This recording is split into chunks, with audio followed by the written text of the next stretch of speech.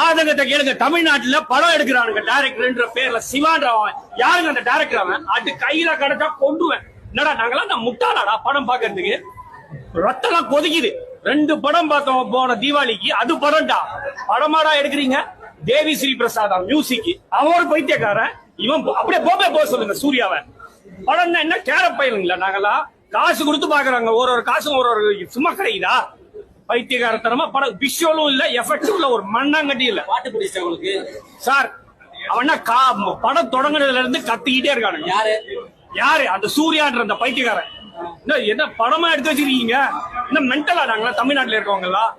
காமெடின்ற பேர்ல 2 பேர் வந்திருக்காங்க. யோகேஷ் யோகி பாபு. அவனும் தாங்க முடியல. 10 நிமிஷம் சாவச்சான் அவன். அதுக்கப்புறம் கங்குவானு காட்டுக்குள்ள கொண்டு போயிட்டானுங்க. விஷுவல் 3D எஃபெக்ட் ஒரு மண்ணும் இல்ல. உங்களுக்கு இந்த படத்துல பிடிச்சது என்ன? பிடிச்சதா விட்டா ஸ்கிரீனை கிழிச்சிட்டு போயிட்டு இருப்போம் நாங்களாம்.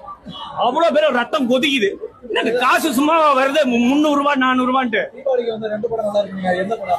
தீபாவளிக்கு அமரன் அடி தூள் கிளப்பிட்டாங்க. என்ன படம்? படம் மேக்கிங்ல இருக்கணும். படம் பார்க்கணும் காசு கொடுத்து படம் பார்க்கும்போது ஒரு த்ரில் இருக்கணும், ஒரு நியாயம் வேணும். ஒண்ணுமே இல்லாம எதிர்பார்த்து போனீங்க இந்த படத்தை என்னன்னு எதிர்பார்த்து? சார் நல்ல 3D படம்னு சொல்லி உள்ள போனேன் சார். பைத்தியம் புடிச்சு தலையெல்லாம் வெடிக்க ஆரம்பிச்சிருச்சு.